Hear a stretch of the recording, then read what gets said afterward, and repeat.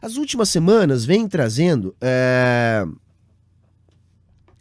algumas notícias no sentido de que a campanha de Lula estaria um pouco titubeante, um pouco perdida. Eu não gosto de acreditar muito nessas manchetes porque os jornalões gostam de pintar um demônio no Lula e gostam de azedar aquilo que está sendo feito. Mas uma coisa a gente consegue perceber.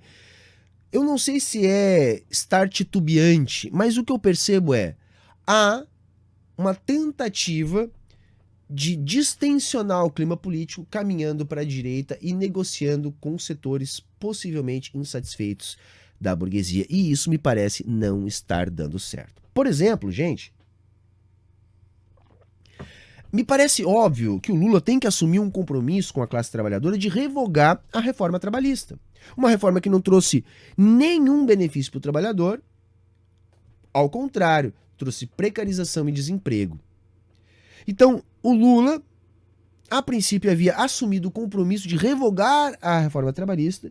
Ele, depois de ter, a princípio, assumido esse compromisso, tem que conviver com o editorial do Estadão, tratando este compromisso como um retrocesso. O que acontece? Este editorial vai lá e pauta o lulismo, que volta atrás e diz, não é bem assim, não vamos revogar, vamos rever e vamos preservar os supostos pontos positivos da reforma. Gente, que pontos positivos? Não há. E é lógico que o Lula e o PT sabem que não há. Tanto que eles foram veementemente contra a proposta quando ela estava em trâmite. A questão é que isso é uma traição de classe. E por isso que a gente tem razão em apontar, primeiro que, se nós já começarmos rebaixando o nosso programa antes da eleição, o que vai sobrar para depois? Essa estratégia me parece pouco inteligente em todos os frontes. No fronte da disputa eleitoral burguesa, me parece burra porque quando a gente antagoniza o Bolsonaro de maneira mais aberta, Lula parece crescer. Quando ele caminha para o centro, Bolsonaro parece crescer. Por quê? Porque o Bolsonaro não está evitando fazer essa antagonização. Segundo ponto, como eu tentei demonstrar aqui também hoje, nós temos exemplos concretos, recentes, de vitórias da esquerda no campo eleitoral, dentro das democracias burguesas aqui, das nossas regiões aqui de periferia do sistema. Então, na América Latina, a esquerda está ganhando, ganha porque antagoniza essa ofensiva neoliberal, e isso pisa nos calos do trabalhador, dificulta a vida, e o trabalhador procura uma alternativa. Então, quando há esse antagonismo, há a vitória da esquerda. Acontece que a esquerda que vence e rebaixa o seu programa, opta não por usar o povo mobilizado nas ruas como uma ferramenta de pressão política e opta por caminhar para a direita e fazer negociações, concessões à burguesia, está sendo ainda mais pressionada, está se desmobilizando rapidamente e está sendo ameaçada. Então veja, o que eu estou querendo dizer? Essa estratégia de caminhar para a direita não me parece eleitoralmente boa, porque os antagonismos de classe estão extremados, então é necessário fazer esse antagonismo com Bolsonaro.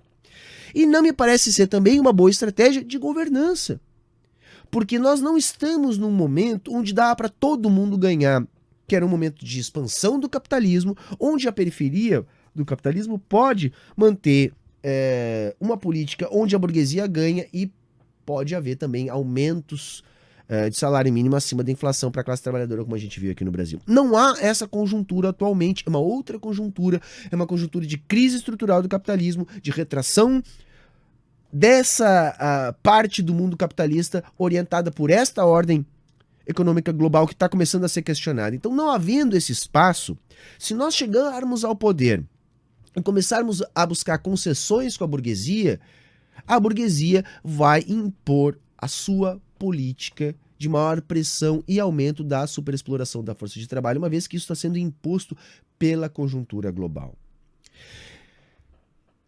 E é por isso que eu digo que o Bolsonaro está dando as cartas, porque não me parece razoável compreender que o Lula e sua equipe, com toda a experiência que tem, não estão vendo isso. É querer apostar demais numa campanha que está por vir. É querer não assumir os riscos de vencer por uma diferença muito pequena E Bolsonaro, por exemplo, convencer mais setores militares a fim de conseguir um autogolpe, ainda mais com os próprios militares sendo os chanceladores da eleição, os fiscalizadores da eleição, como eles foram convidados a ser. Então é uma situação muito complicada. É hora de travar o debate mais direto. É hora de fazer um debate no sentido de alertar a classe trabalhadora, porque vejam, mesmo um governo Lula limitado, é um governo onde é melhor para a gente hoje fazer esse enfrentamento.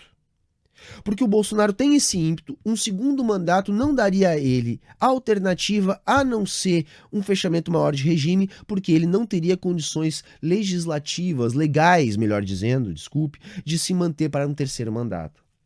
E aí, a tendência de um segundo mandato é as coisas ainda piorarem, ele aprofundar aquilo que ele já começou neste mandato, que é esse tom mais golpista. Talvez golpista não seja nem a melhor maneira de se referir, mas esse ímpeto anti-institucional. É incrível que a esquerda hoje, na América do Sul e no mundo, esteja sendo pautada pela defesa das instituições burguesas. Nós estamos abrindo mão completamente do enfrentamento e quando a gente está abrindo mão disso, a gente está desconstruindo o avanço na politização da classe trabalhadora. Parece que a esquerda comprou melhor que a direita a tese do fim da história. Enquanto que a direita continua utilizando o argumento da ameaça socialista, a esquerda simplesmente abriu mão desta bandeira, a bandeira de questionar o capitalismo. Então não há nenhuma ousadia nas nossas lideranças, nenhuma ousadia. Cadê a ousadia do questionamento? Cadê a ousadia de tentar fazer uma mobilização popular que está caindo de maduro, gente? Essa mobilização popular está caindo de maduro porque nós temos um desemprego avassalador, maior ainda entre os jovens.